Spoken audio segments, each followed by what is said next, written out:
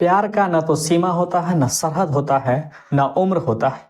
और हाल फिलहाल में ही एक उत्तर प्रदेश के रहने वाले बादल बाबू प्यार के चक्कर में सरहद पार यानी भारत की सरहद को पार करके पाकिस्तान चला जाता है।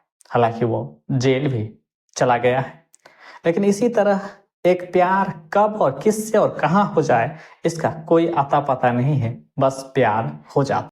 एक ऐसे ही होने वाला एक दामाद को अपने बेहद खूबसूरत सास प्यार हो जाता है, और प्यार इस तरह हो जाता है जो कभी सपनों में भी नहीं सोचा था वही कर गुजरा। नमस्कार दोस्तों, आइए आज जानते हैं एक नई कहानी, प्रेम कहानी और बेहद दिलचस्प प्रेम कहानी के बारे में।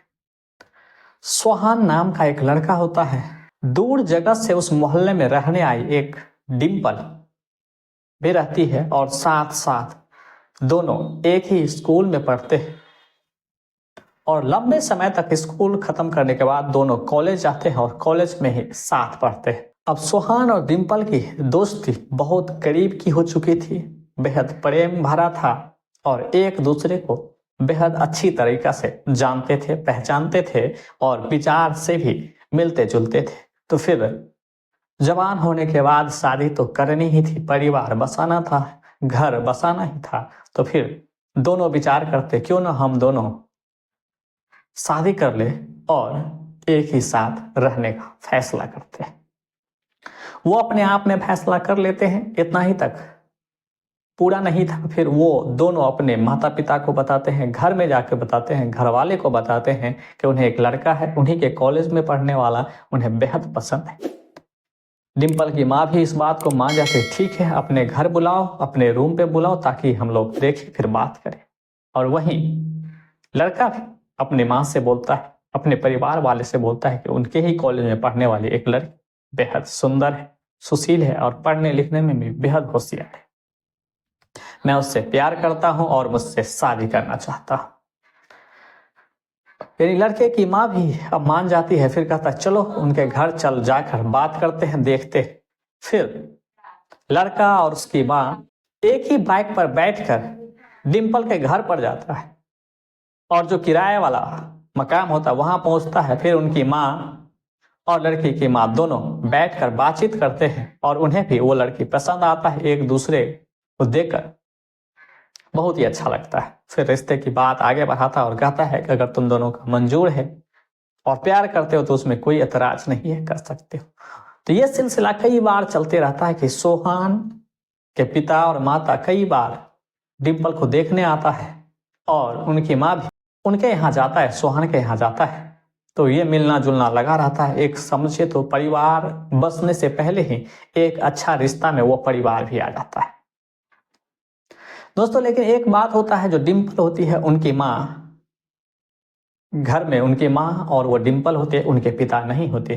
कहने का मतलब कुछ समय पहले, कुछ साल पहले डिंपल की माँ और उनके पिता का तलाक हो चुका था।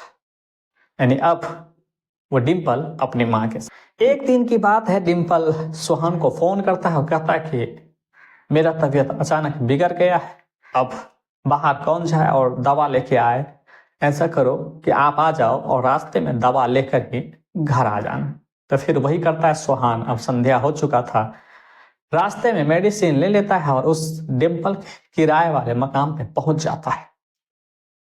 जब वहां पे पहुंचता है फिर दवा देता है, खाता है और फिर उनके शरीर जो अस्वस्थ होता है, लगभग घंटों एक दूसरे के साथ बात करता है। इनके बाद डिंपल सोहान से कहता है कि अब मुझे आराम करने की इच्छा हो रहा है, तो मैं अब आराम की ओर सो जाती हूँ। फिर सोहान उस कमरे का लाइट ऑफ करता है, फिर उस कमरे से बाहर निकल जाता है। निकलने के बाद अब बाहर बैठा रहता है, फिर अपनी सास के साथ गप्पे लड़ा रहा होता है। तो फिर वो भी एक कमरे में जाता है और फिर उसके सास कहता है कि ये कमरे का एसी खराब है। तो फिर दूसरे कमरे में जाता है, उस कमरे में जाके सोता है और उस रूम में एक टीवी लगा होता है, यानी बेड पर लेटकर टीवी देख रहा होता है। कि कुछ देर के बाद टीवी देखते देखते सो जाएंगे। तो कुछ ही समय के बाद उनके सास भी उसी रूम में जो होने वाला दामाद यानी सुहान लेटकर टीवी देख रहा होता है, उनके ऊपर आ जाता है। अब सुहान को कुछ भी अता पता नहीं चलता है वो क्या करे और नहीं करे। फिर टीवी चलता ही रहता है। उधर दूसरे वाले कमरे में उनकी बेटी डिम्पल सो रही है और इधर सुहान न चाहकर भी कि ऐसा न करे, ऐसी गलती न करे, लेकिन फिर भी ऐसी गलती कर लेता है। यानी अब सुहान और उनकी सास के साथ शारीरिक संबंध बनाता है और पूरी रात बनाता है।